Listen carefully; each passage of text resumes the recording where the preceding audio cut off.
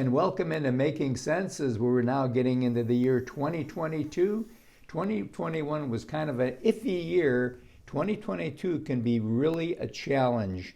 So we brought with us today Brandt McDonald, Invista Advisors, and Brandt, 2022. Yes, it's going to be a lot of fun, right? Yeah. We haven't dealt with a situation like this really in decades, where Yes. you see, like we discussed a couple of weeks ago, producer price index numbers coming in at 9.6% year-over-year increases. That's going to lead to massively higher consumer price index readings for the month of January, February, and March, no question in my mind. And this is going to be quite challenging, a real challenging environment for investors, not just in the stock market, but really their entire balance sheet. Because if you think about it, you look around, you look at what's happening with what has happened with real estate prices, with stock prices, bond prices, all across the globe, commodity prices, record highs. Yes. There's a feeding frenzy, and so there's no doubt, we've been to this picture show before. we look back over history and we know that bubbles do get created. And at some point, when they start to drain the money out of the system to slow this down and arrest inflation, some of these bubbles are probably going to start to pop. Yep.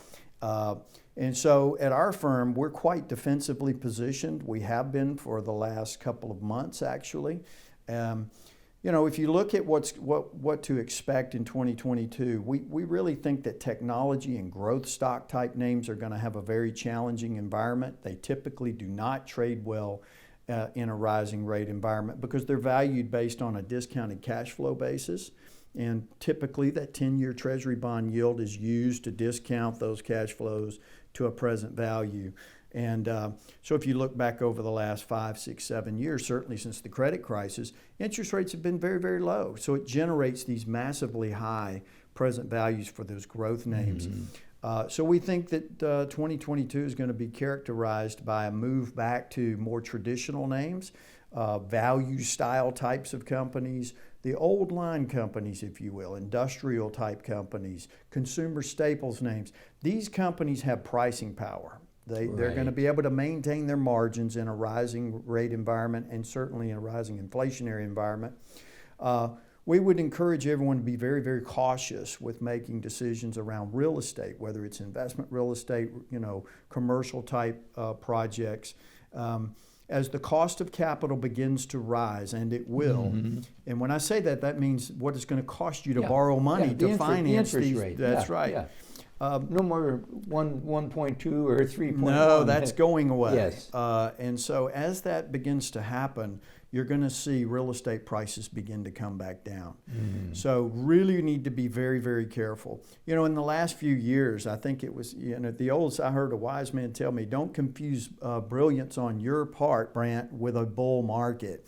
And so, and I would encourage everyone to remember that because the last many years with very, very low interest rates, it's been easy to sort of make money. The bull's been running. The bull's been running, Yes. and those days are over, at least for the short term. So we're very cautionary.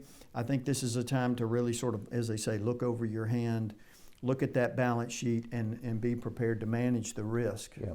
And I think a lot is going to rest on the 2022 elections too.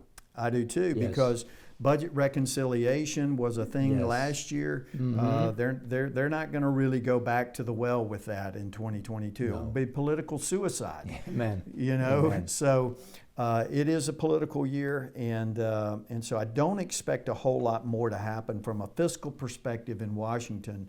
The only story in town, if you will, is going to be that of the Federal Reserve and them draining this money out of the system to get inflation under control. That's right. Yeah. Well, Brandt, thanks so much for coming. And if you want some information, you can go to his firm. It's Invista. You can call. We're going to put the phone number. You can go on there. It's free to visit with them. Yes, it's not that's going to cost right. you any money to go in the door. And you can just see what they can do to help you along the way. That's exactly right. We're registered investment advisors. Right. We're all salaried. We don't sell products. So we invite you to come in and just have a chat. Good. Thank you. Just remember this. They look after you. You're the customer, not the big companies. And we'll be right back right after this.